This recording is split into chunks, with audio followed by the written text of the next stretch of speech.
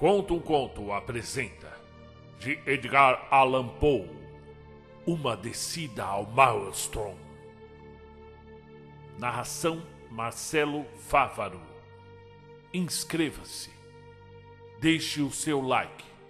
Caso queira ajudar o canal a se manter no ar nesse período difícil, adquira já o seu e-book Conta um Conto. São 12 contos autorais de terror, horror, mistério e fantasia.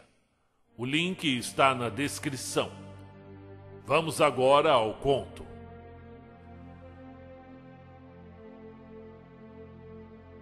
Uma Descida ao Maelstrom, de Edgar Allan Poe.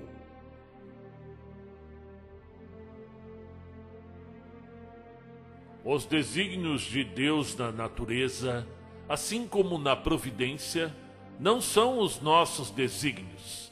Nem os modelos que amamos são de modo algum proporcionais à vastidão, à intensidade e à inescrutabilidade de suas obras, que são mais profundas que o poço do Demócrito.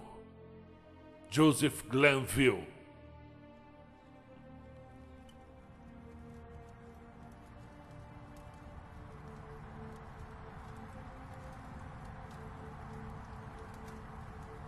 Tínhamos alcançado o cume do rochedo mais elevado.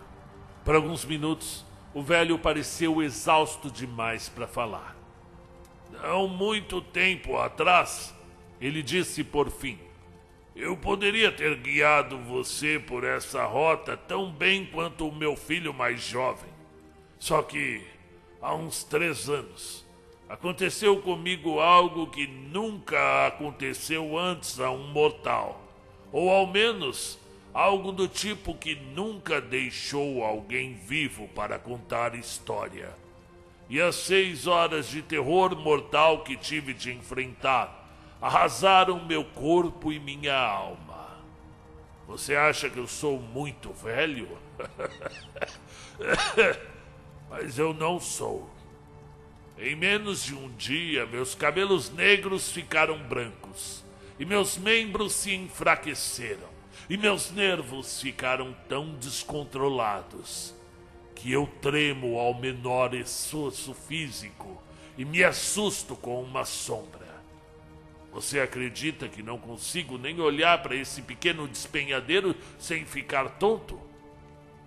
O pequeno despenhadeiro, em cuja beira ele se atirara para descansar, e de forma tão descuidada que a maior parte de seu corpo praticamente pendia ao abismo, no qual só não caía graças ao apoio dos cotovelos na extremidade escorregadia do rochedo. Esse pequeno despenhadeiro, um precipício vertiginoso, uma parede vertical de rocha negra e reluzente, erguia-se quase 500 metros acima de um mundo de rochedos. Tentação nenhuma me faria chegar a 5 metros de sua borda. Na verdade, eu estava tão nervoso com a posição perigosa do meu companheiro que me deitei ao comprido no chão, firmei as mãos em raízes de arbustos e nem ousei olhar para o céu. Enquanto lutava em vão para me livrar da ideia de que até as fundações da montanha corriam perigo devido à fúria dos ventos. Passou-se um longo tempo, até que criei coragem suficiente para sentar e olhar toda a imensidão. Trate de parar com suas fantasias, disse o meu guia, porque eu o trouxe aqui para que você tivesse a melhor visão possível do cenário em que se deu o tal acontecimento. E para contar a você a história toda, com o local bem abaixo dos seus olhos. Estamos agora, continuou no estilo detalhista que o caracterizava. Estamos agora bem acima da costa norueguesa, a 68 graus de latitude, na grande província de Nordland e no sombrio distrito de Lofoden. A montanha em cujo topo nos encontramos se chama Helsingen A nebulosa. Agora levante-se um pouco. Segure-se no capim se estiver com vertigem. Isso. E olhe para além do cinturão de vapor abaixo de nós. Olhe para o mar. Eu olhei, meio tonto, e contemplei uma vasta extensão de oceano, cujas águas estavam tingidas numa coloração tão forte que me trouxeram à mente a descrição que o geógrafo núbio fez do Mar Tenebreiro. A imaginação humana não poderia conceber um panorama mais deploravelmente desolado. Para a direita e para a esquerda, na maior distância que a visão alcançava, estendia-se, como se fosse a muralha de defesa do planeta, um rochedo horrendo, negro e saliente, cuja aparência lúgubre era violentamente ressaltada pela arrebentação, e lançava alto contra ele sua cripta branca e medonha, uivando e urrando sem parar. Bem defronte ao promontório em cujo ápice nos encontrávamos, e uns 10 quilômetros para dentro do mar, podia ser vista uma pequena ilha desértica. Melhor dizendo, sua posição era mais ou menos discernível na vastidão ondulada que a envolvia. A uns 3 quilômetros dela, na direção da terra firme, via-se outra, ainda menor, pavorosamente escarpada e árida, cercada a intervalos variados por um agrupamento de rochas negras. A aparência do oceano, no espaço entre a ilha mais distante e a praia, tinha algo de incomum, embora no momento o vento que soprava na direção da costa estivesse tão forte que um brigue, a uma distância remota, mantinha as velas risadas e constantemente mergulhava seu casco inteiro entre as vagas. Ainda assim, não havia nada que lembrasse uma ondulação uniforme. Havia apenas uma precipitação de água para todas as direções, em movimentos cruzados, rápidos e furiosos, como se o mar ali estivesse comprando briga com o vento. Quase não se via espuma, a não ser na proximidade imediata das rochas. A ilha mais distante, prosseguiu o velho, é chamada de Vurrgh pelos noruegueses. Aquela a meio é a Moscou. Aquela a uns 2 quilômetros na direção norte é Ambacharen. Mais além estão Eislesen, Hotholm, Keuderen, Swarven e Buckhall.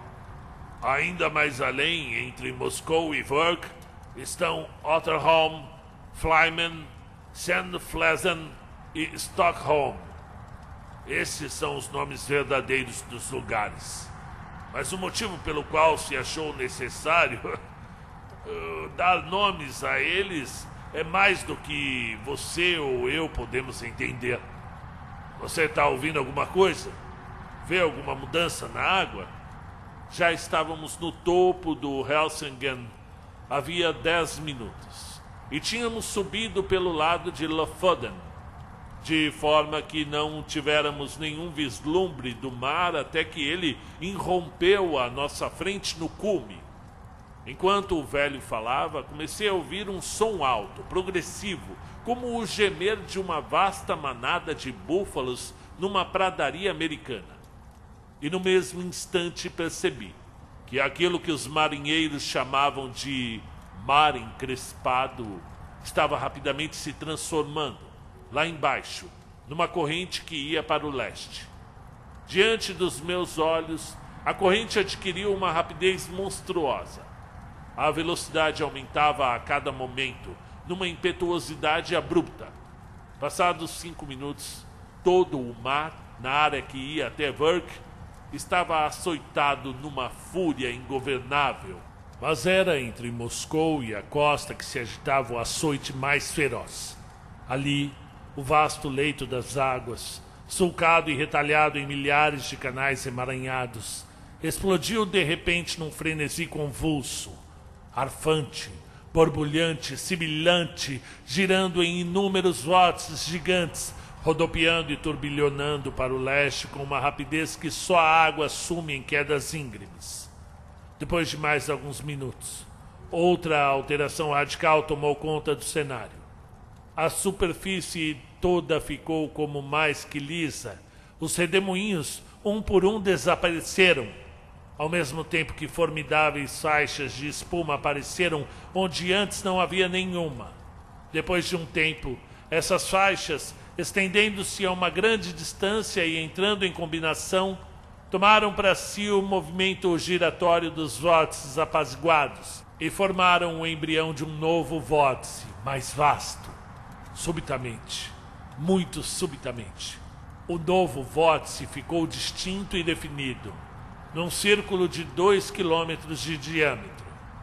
Os limites do turbilhão estavam demarcados por algum largo cinturão de espuma faiscante, mas nenhum borrifo escapava para dentro da boca do terrível funil, cujo interior, até onde os olhos conseguiam sondar, era formado por uma parede aquosa lisa, negra, reluzente, inclinada para o horizonte num ângulo de 45 graus, e se movia vertiginosamente, sem parar, numa oscilação energética, elevando aos céus uma voz tenebrosa, algo entre o grito e o rugido, algo que nem mesmo a poderosa catarata do Niágara consegue igualar em suas preces de agonia.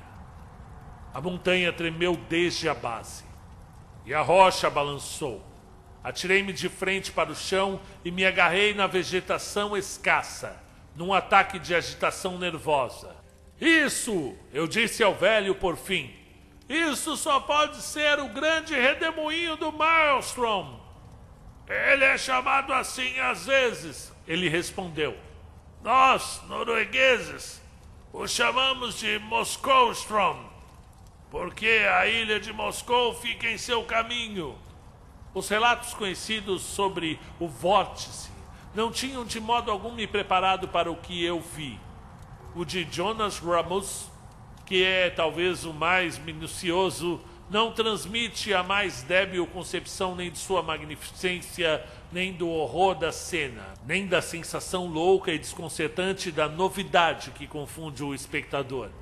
Eu não tenho ideia de qual foi o ponto a partir do qual esse escritor afistou o fenômeno, nem de quando o fez, mas não pode ter sido a partir de Helsingin, e nem durante uma tempestade. Há algumas passagens de sua descrição, no entanto, que merecem ser citadas por seus detalhes, apesar de que a impressão que provocam nem se aproxima de transmitir uma noção do que é o espetáculo.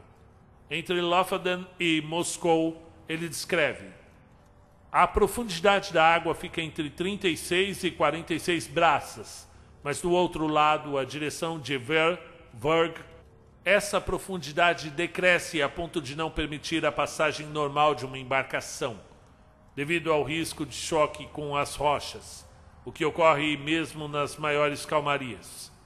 Quando há maré enchente, a corrente se dirige para a terra, entre Lofoden e Moscou, numa rapidez turbulenta. O bramido da impetuosa vazante, porém, mal pode ser comparado às mais ruidosas e temíveis cataratas. Ouve-se o barulho a várias léguas de distância, e os vórtices ou fossos apresentam tamanha extensão e profundidade que um navio que se aproximar de sua área de atração será inevitavelmente absorvido e tragado para o fundo, e lá será espatifado contra as pedras. E quando a água se acalma, os fragmentos são dali expelidos e devolvidos à superfície. Mas tais intervalos de tranquilidade só ocorrem na espera entre vazante e enchente e em bom tempo, e não duram mais do que um quarto de hora, até que a violência gradualmente retorne. Quando a corrente é mais turbulenta e quando sua fúria é aumentada por uma tempestade, os barcos devem se manter o mais longe possível da área conturbada. Botes, iates e navios já foram tragados por falta da precaução contra a turbulência e por aproximações desavisadas. Também ocorre com frequência que baleias se aproximem demais da corrente e sejam subjugadas por sua violência.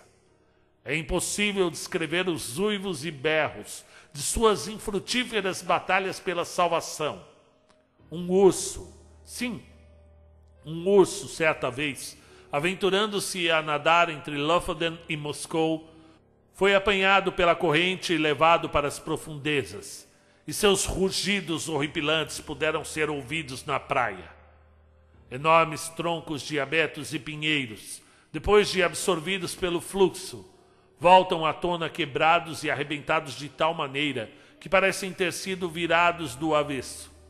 Isso demonstra que o fundo consiste de rochas pontiagudas, entre as quais as toras turbilhonam para lá e para cá. A corrente é regulada pelo fluxo e refluxo do mar. As marés altas e baixas se alternam a cada 6 horas.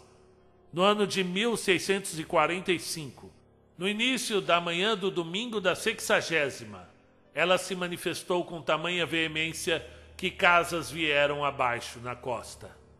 No que diz respeito à profundidade das águas na proximidade do vórtice, eu não conseguia ver como ela poderia ter sido determinada ao certo. As 40 braças devem se referir apenas a pontos próximos das praias de Moscou e de Lofoden. A profundidade do centro de Moscow-Strom deve ser imensuravelmente maior, e não há melhor maneira de provar esse fato do que observar, nem que seja de esguela, desde o rochedo mais alto do Helsingen, o abismo que se abre no redemoinho.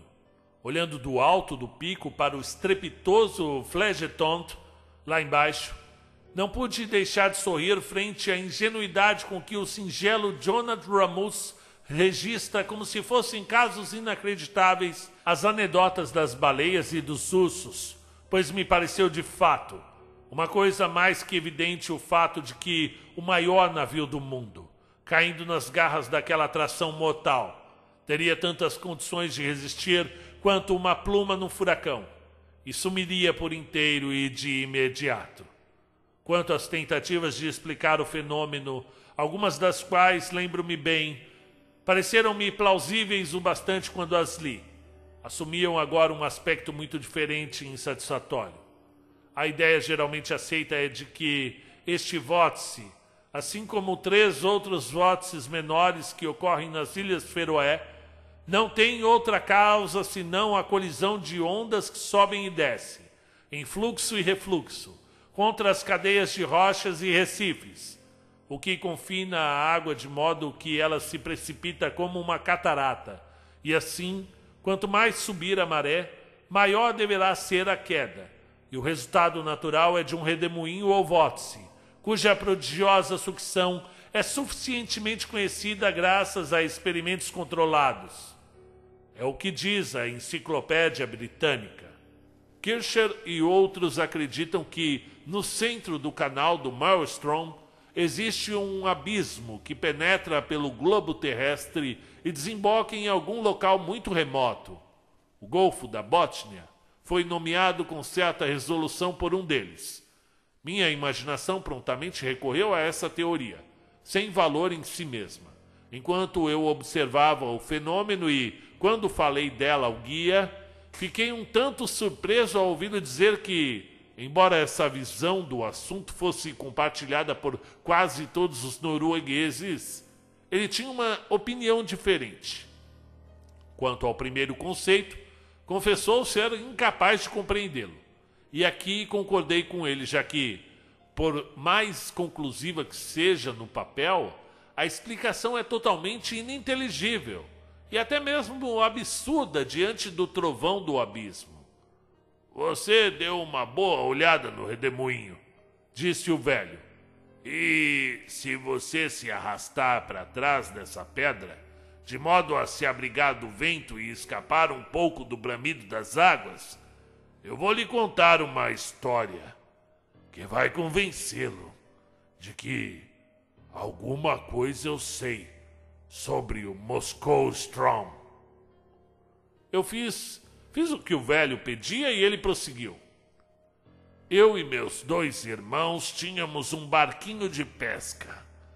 Era uma sumaca com mastreação de escuna, com a capacidade para umas 70 toneladas. no qual tínhamos o hábito de pescar entre as ilhas para lá de Moscou, perto de Vurk.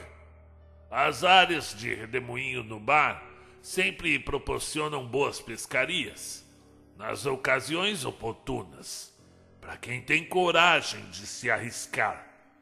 De todos os homens que viviam na costa de Lofoten, porém, nós 3 éramos os únicos a fazer dessa saída para as ilhas uma atividade regular. Os locais tradicionais de pesca ficam bem mais para lá, na direção sul.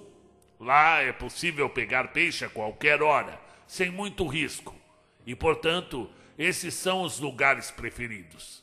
Mas os pontos mais selecionados, aqui entre as rochas, não apenas dão melhores variedades, como as dão em abundância inigualável. Tanto que era comum que pescássemos num único dia o que os mais acanhados não conseguiam juntar em uma semana. Na verdade, refletíamos muito a sério sobre o assunto. O risco de vida, em vez do trabalho, e a coragem valendo como capital. Deixávamos a sumaca numa angra a uns 8 quilômetros daqui, costa acima. E era nosso costume, quando fazia tempo bom, tirar vantagem dos 15 minutos de calmaria para atravessar o canal principal do Moskonstrom, fazendo a maior distância possível da área do sorvedouro, e então descer e ancorar em algum ponto perto de Otterholm ou Sandflesen, onde os redemoinhos não são tão violentos quanto em outros lugares. E por ali nós costumávamos permanecer até que se aproximasse o intervalo de calmaria seguinte. E então levantávamos âncora e voltávamos para casa. Nunca fazíamos essas expedições sem que houvesse um vento favorável para ir e voltar. Um vento constante, que sentíssemos que não nos faltaria no momento de retornar. E nisso era difícil que cometêssemos algum erro de cálculo. 2 vezes ao longo de 6 anos, fomos obrigados a passar a noite toda ancorados por causa de uma calmaria anormal, daquelas que são muito raras por aqui. E uma vez tivemos de permanecer na nossa zona de pescaria por quase uma semana, morrendo de fome, devido a um temporal que começou logo depois da nossa chegada e que deixou o canal muito turbulento para que nos arriscássemos por ele. Nessa ocasião, teríamos sido empurrados mar adentro, apesar de tudo, porque os redemoinhos nos faziam girar com tanta violência que, por fim, tivemos de soltar a âncora e arrastá-la. Não fosse o fato de que fomos parar numa das inumeráveis correntes cruzadas que hoje estão aqui e amanhã em outro lugar, e por sorte fomos levados até Flimen, onde, a sotavento, conseguimos fundear. Eu não conseguiria mencionar nem 1/20 das dificuldades pelas quais passamos nos campos de pesca. É complicado ficar por lá, mesmo com um tempo bom, mas sempre dávamos um jeito de atravessar o corredor polonês de Moskonstrom, sem problemas. Apesar de que, vez ou outra, eu ficasse com o coração saindo pela boca, quando acontecia de estarmos 1 minuto atrasados ou adiantados em relação ao intervalo de calmaria.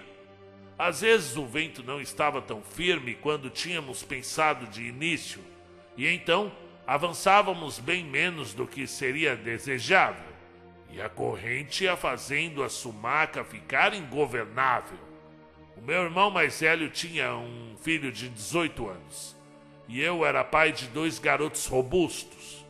Eles teriam ajudado muito nessas ocasiões, tanto no manejo dos remos de governo quanto depois, na própria pescaria. Mas, de todo modo, embora corrêssemos o risco nós mesmos, não tínhamos coragem de colocar os meninos em situação de perigo, já que, no fim das contas, era um perigo horrível. É a pura verdade. Faltam poucos dias para que tenham se passado exatamente 3 anos desde que ocorreu o que eu vou lhe contar. Era um 10º dia de julho de 1800 um dia que os habitantes dessa parte do mundo nunca vão entender e nunca vão esquecer, porque foi o dia em que despencou o furacão mais terrível que o céu já produziu. E, no entanto, durante toda a manhã e até o fim da tarde, soprou uma brisa suave do sudoeste e o sol brilhava forte, de modo que nem o marinheiro mais velho entre nós podia prever o que estava por vir. Nós três, meus 2 irmãos e eu, tínhamos feito a travessia até as ilhas por volta das 2 da tarde. E logo tínhamos carregado quase toda a capacidade da sumaca com peixes de primeira, que todos notamos estavam mais abundantes naquele dia do que em qualquer outro.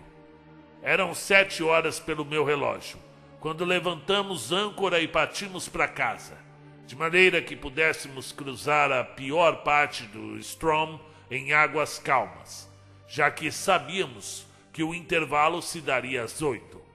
Saímos com um bom vento de estribordo e, por algum modo, corremos em ritmo acelerado, sequer sonhando com algum perigo, pois, de fato, não víamos o menor motivo para alguma apreensão.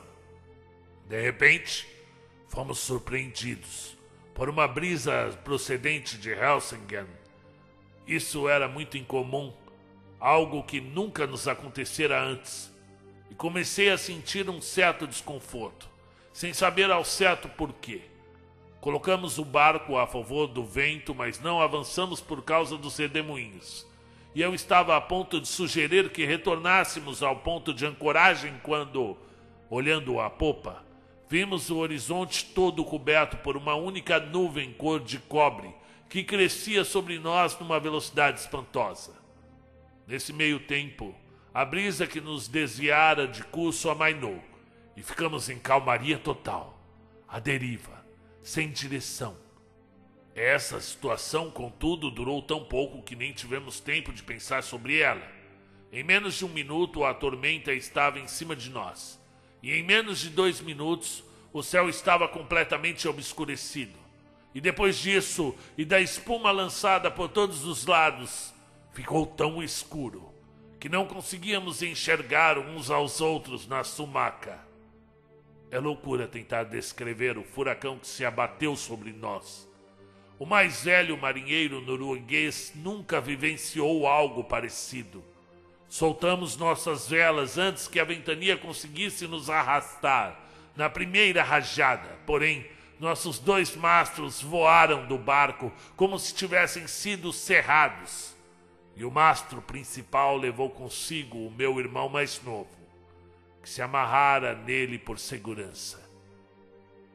Bem, o nosso barco era o mais leve fragmento de pluma que jamais flutuou pela água.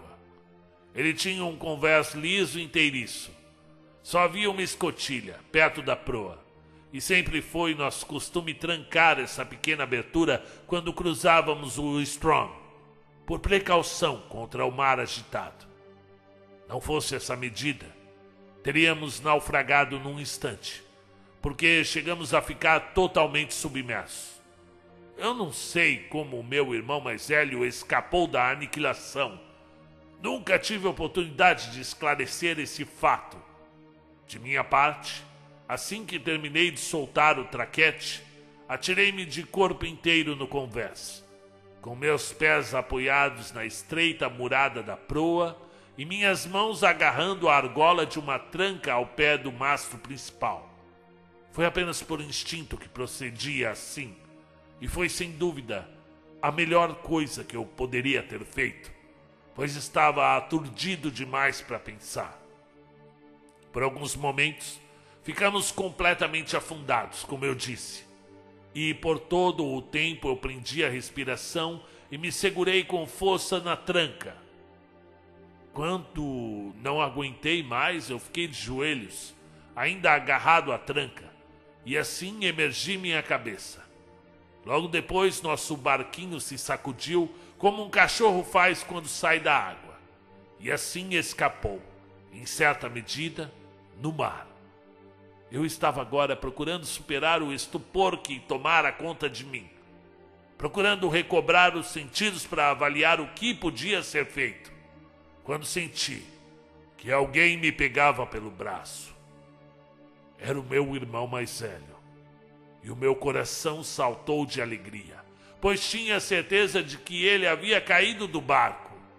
Mas no momento seguinte, toda a alegria se transformou em horror. Por quê? Bem, porque ele aproximou a boca do meu ouvido e gritou a palavra: Moscow-Strom! Ninguém jamais saberá o que senti naquele momento. Eu tremia dos pés à cabeça, como se estivesse sofrendo os calafrios da febre mais violenta. Eu sabia muito bem o que ele queria dizer com aquela única palavra. Sabia o que ele queria que eu compreendesse com o vento que nos impelia agora. Estávamos nos encaminhando para o redemoinho do Strom e nada podia nos salvar. Você sabe que na travessia do canal do Strom, sempre nos afastávamos bastante da área do redemoinho, mesmo com o tempo bom, e observávamos e esperávamos cuidadosamente pelo horário do repouso da corrente. Mas agora estávamos navegando bem por cima do trecho de voragem, e num furacão como aquele, na verdade pensei, vamos chegar lá bem no momento da calmaria. Nisso podemos ter um pouco de esperança. Mas no momento seguinte amaldiçoei meu nome por ter sido tolo a ponto de sonhar com alguma esperança. Sabia muito bem que estaríamos condenados mesmo que estivéssemos numa embarcação 1000 vezes maior. A essa altura, a primeira manifestação de fúria da tempestade se esgotara, ou ao menos não a sentíamos tanto, à medida que éramos impelidos por ela. Mas, em todo o caso, as águas, que de início mantiveram niveladas com o vento, lisas e espumantes, agora se projetavam em verdadeiras montanhas. Uma mudança singular também ocorrera nos céus. Tudo estava preto como piche em todas as direções. Mas quase acima de nossas cabeças se abriu, numa ruptura súbita, uma brecha circular de céu claro, talvez o céu mais claro que eu já vi, de um azul intenso e brilhante, e por ela refulgiu a lua cheia, num esplendor lunar que eu desconhecia. Ela iluminou tudo o que nos cercava, e tudo ficou muito distinto. Mas, meu Deus, que cenário era aquele para vir à luz? Fiz 1 ou 2 tentativas de falar com meu irmão, mas os estrondos da tormenta se intensificaram de maneira estranha, e ele não ouviu uma única palavra, embora eu gritasse o mais alto que podia em seu ouvido. A seguir, ele balançou a cabeça, pálido como a morte, e ergueu um dedo, como se estivesse dizendo: Escuta, escuta. De início não entendi o que ele queria dizer, mas logo depois um pensamento horrendo me veio à cabeça. Tirei meu relógio do bolso. Estava parado. Olhei seu mostrador à luz da lua. Joguei-o longe no oceano e comecei a chorar. Ele tinha parado. Ele tinha parado às 7 horas. Estávamos atrasados em relação ao horário da calmaria, e o redemoinho do Strom estava no auge da fúria. Quando um barco é bem construído, equipado de forma adequada, e quando não está sobrecarregado e vai a favor do vento, as ondas de uma tempestade forte sempre parecem deslizar por baixo dele, o que é estranho para quem não é marinheiro. E a isso chamamos cavalgar em gíria marítima. Bem, até ali tínhamos cavalgado com bastante destreza dos vagalhões, mas então uma elevação gigantesca nos pegou pela parte traseira do casco e nos arrastou consigo para cima, bem para cima, como em uma direção ao céu. Era inacreditável que uma onda pudesse subir tanto, e então descemos numa curva, deslizando e mergulhando. E eu fiquei nauseado e tonto, como se estivesse caindo num sonho do topo de uma montanha altíssima. Mas enquanto estivemos lá em cima, olhei rápido, e foi mais do que o suficiente. Vi num instante em que posição estávamos.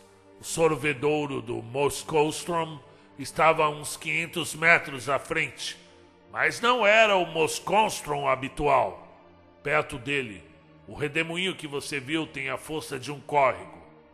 Se eu não soubesse onde estávamos e o que nos esperava, nem teria reconhecido o cenário. Com o que vi, fechei os olhos involuntariamente horrorizado. As pálpebras se cerraram num espasmo.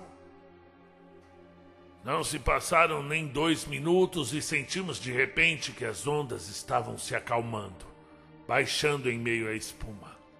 O barco deu uma virada brusca a bombordo e então disparou como um raio na nova direção. Ao mesmo tempo, o ruído atroador da água foi completamente abafado por uma série de guincho penetrante. O tipo de som que poderíamos imaginar que viesse de milhares de barcos a vapor que acionassem seus motores ao mesmo tempo. Estávamos agora na área de rebentação que cerca os turbilhões e pensei, é claro, que mergulharíamos sem demora no abismo, cujo interior não conseguíamos enxergar direito por causa da incrível velocidade na qual éramos arrastados. A impressão era de que o barco mal tocava a água e de que ia resvalando pelas ondas como uma bolha de ar. O vórtice se aproximava a este bordo e a bombordo crescia a vastidão de mar que deixávamos para trás. Pode parecer estranho, mas agora, às portas da voragem, eu me sentia mais sereno do que nos minutos anteriores, convencido de que não havia mais esperança. Livrei-me em grande medida do terror que me acovardara até ali. O desespero, acho, era o que vinha deixando os meus nervos abalados. Pode parecer que eu estou me vangloriando, mas o que digo é verdade. Comecei a refletir sobre como era magnífico morrer daquela maneira e sobre como era uma tolice de minha parte levar em consideração algo tão insignificante quanto a minha própria existência individual, em vista de uma manifestação tão maravilhosa do poder de Deus. Até creio que me ruborizei quando essa ideia me passou pela cabeça. Pouco depois fiquei possuído pela curiosidade mais ardente sobre o redemoinho em si. Eu sentia um desejo real de explorar suas profundezas, mesmo às custas do meu próprio sacrifício. E meu maior pesar era o fato de que jamais poderia falar aos meus companheiros em terra sobre os mistérios que estavam por conhecer. Tais fantasias eram, sem dúvida, uma ocupação singular para a mente de um homem numa situação tão extrema. E desde então sempre considerei que as revoluções do barco em torno do turbilhão podem ter me deixado um pouco desnorteado. Houve uma outra circunstância que acabou por me devolver a presença de espírito, a cessação do vento, que não nos alcançava na posição em que estávamos, visto que, como você mesmo pôde observar, o cinturão de rebentação é consideravelmente mais baixo do que o leito normal do próprio oceano, e este último se elevava agora sobre nós como uma montanha negra de água. Se você nunca esteve no mar em meio a uma tempestade pesada, não pode fazer ideia da confusão mental que o vento e o açoite de água pulverizada provocam em conjunto. Eles cegam, ensurdecem, estrangulam, minam sua capacidade de agir ou refletir. Mas nós estávamos agora, em grande medida, livres dessas aflições, como prisioneiros condenados à morte, a quem são concedidos pequenos favores que eram proibidos quando a condenação era incerta. É impossível dizer quantas vezes percorremos o circuito do cinturão. Rodamos e rodamos sem parar por talvez 1 hora, mais voando que flutuando, chegando cada vez mais para dentro da arrebentação e, portanto, mais e mais perto de sua horrível borda interna. E durante todo esse tempo, eu nunca larguei a argola da tranca. Meu irmão estava na popa, segurando-se num pequeno barril de água vazio, que fora amarrado com firmeza no viveiro do casco e que era a única coisa que não tinha sido varrido para longe do convés quando a primeira rajada de vento nos pegou.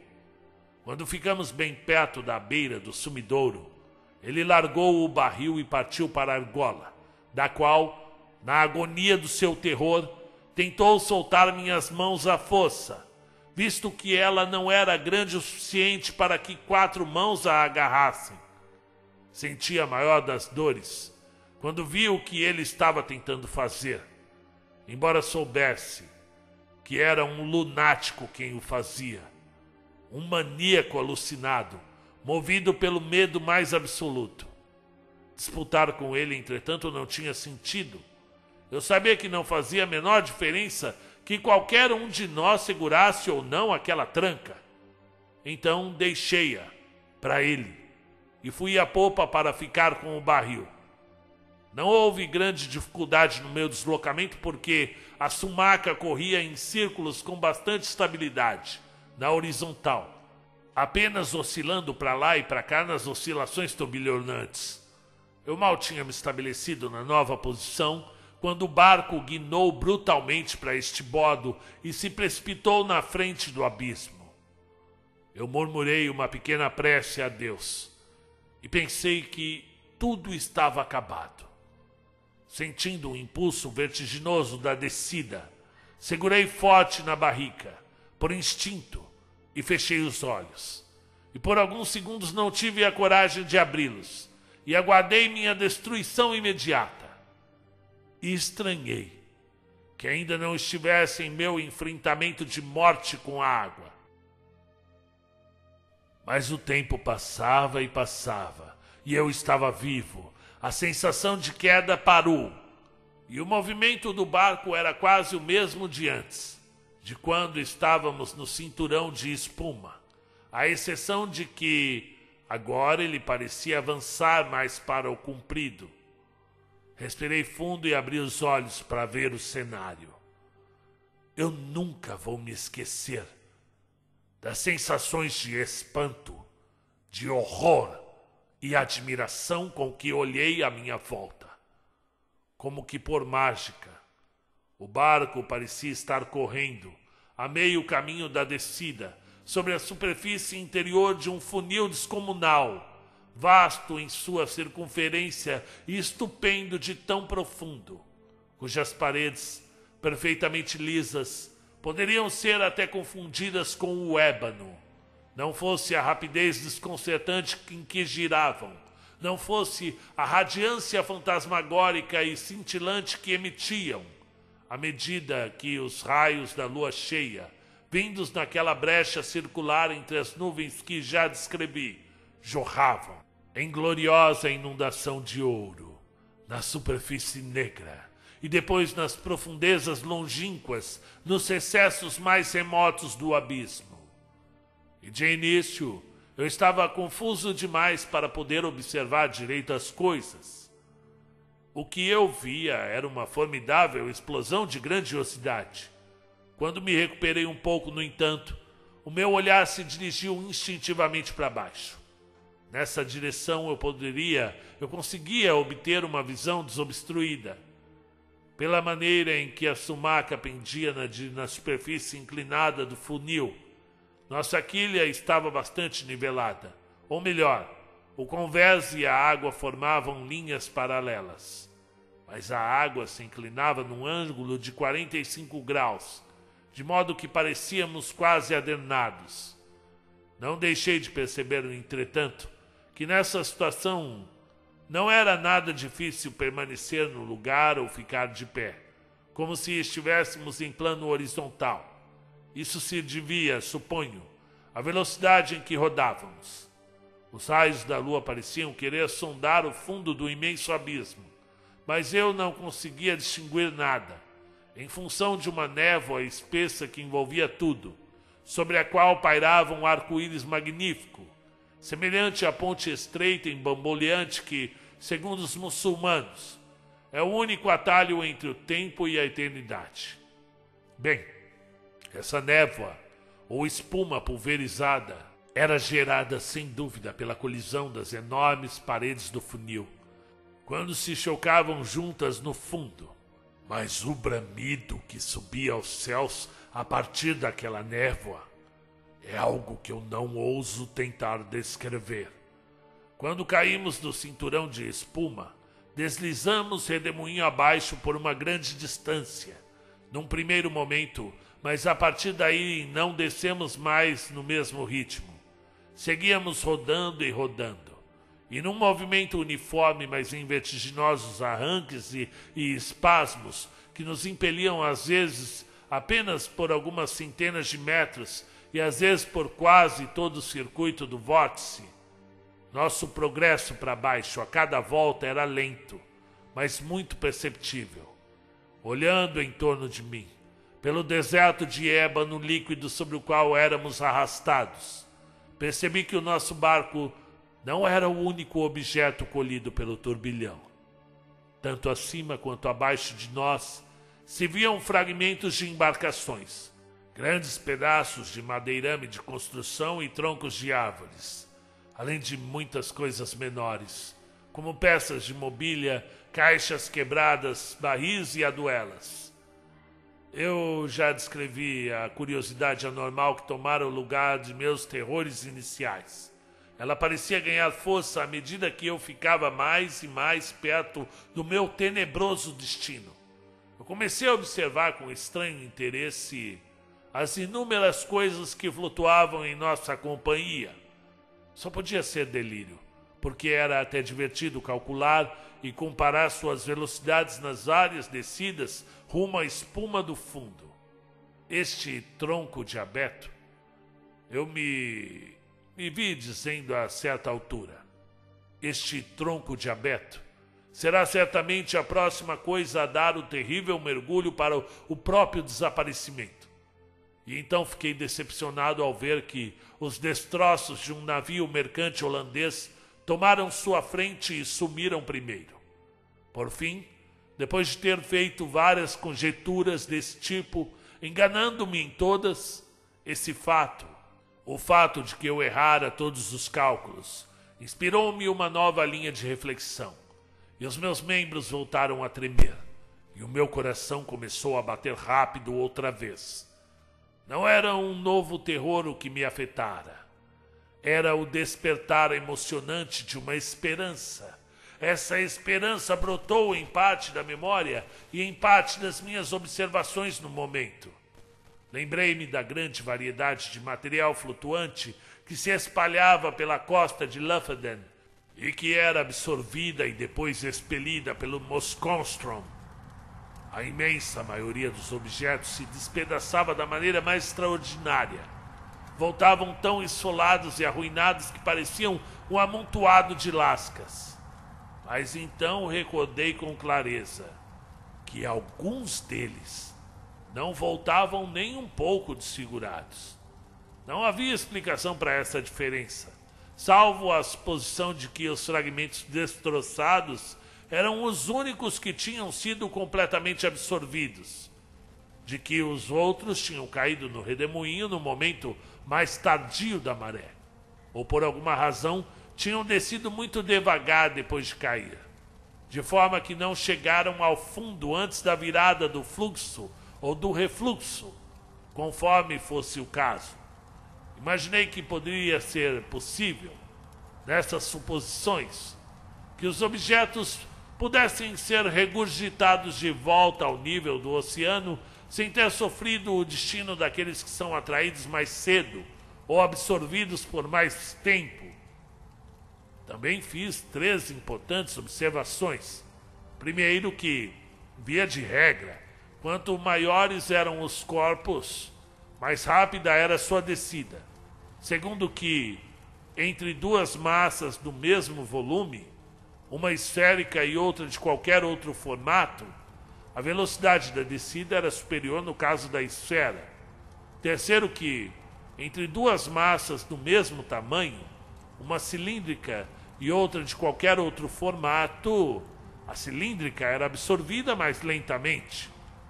Desde a minha salvação, tive várias conversas sobre este assunto com um velho professor de escola, lá do distrito, e foi com ele que aprendi a utilizar os termos cilindro e esfera.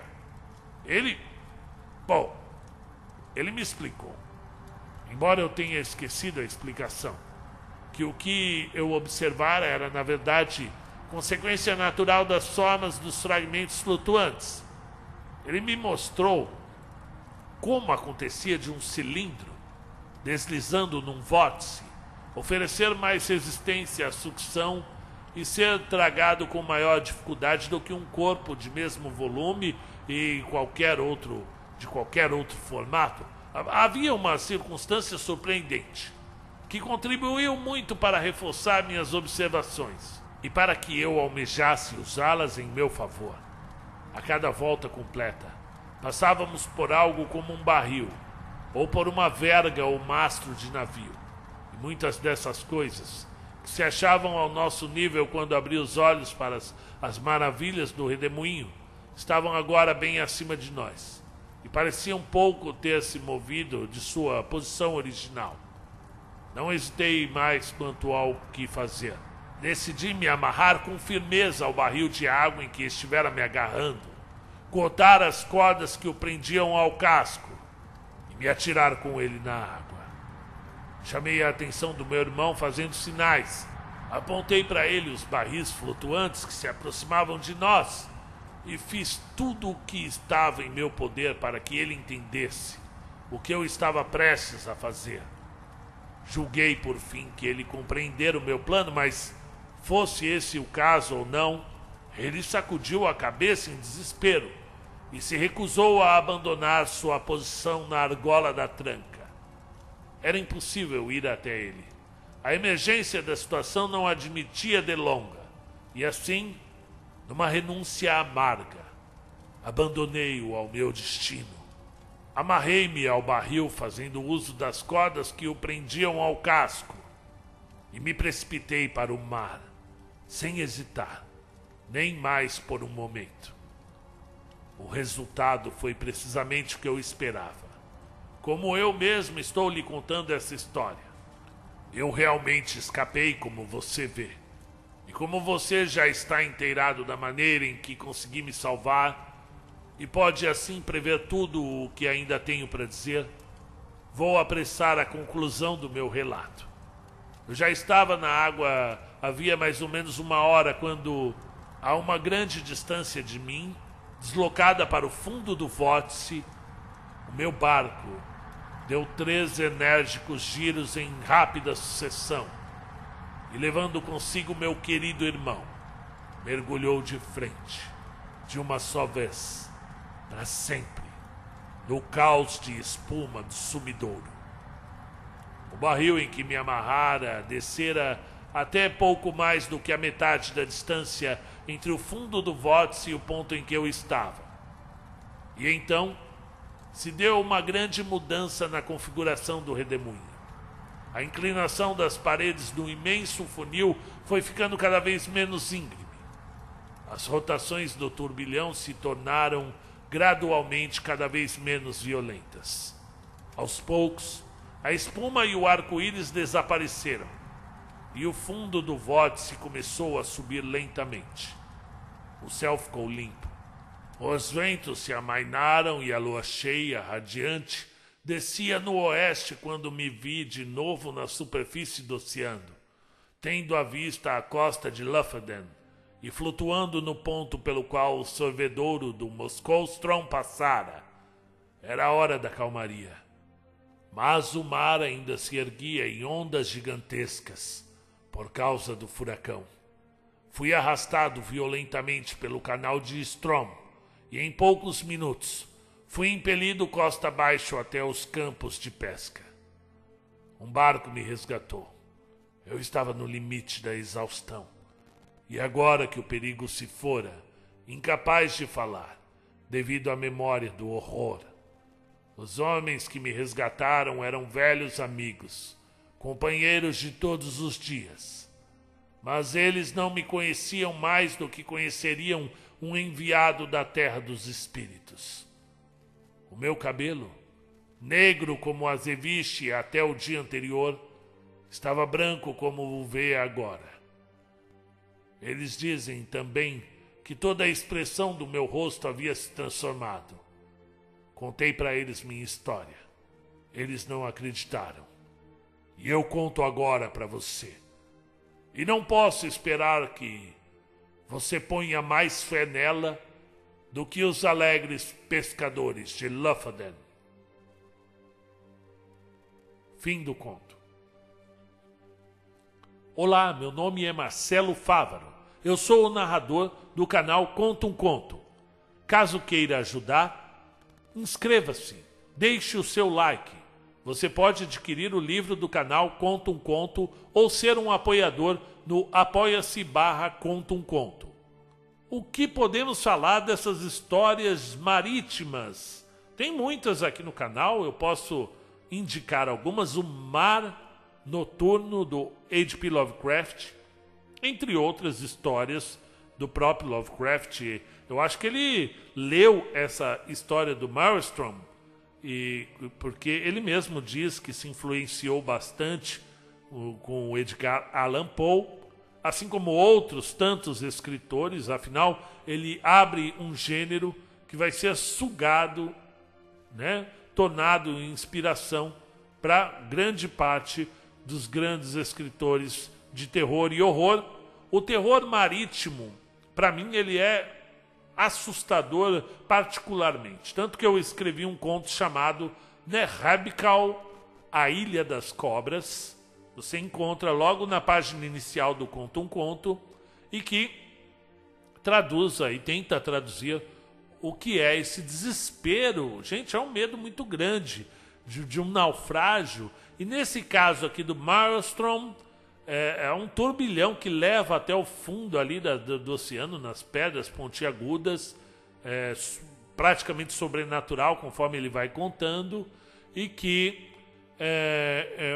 eu nunca tinha lido nada parecido do Edgar Allan Poe, a não ser algo muito próximo ali, talvez, do manuscrito encontrado numa garrafa, né, que é um dos seus únicos contos que eu lembro de ter o sobrenatural realmente, né? Então, é isso, pessoal. Vocês que estão gostando, inscrevam-se.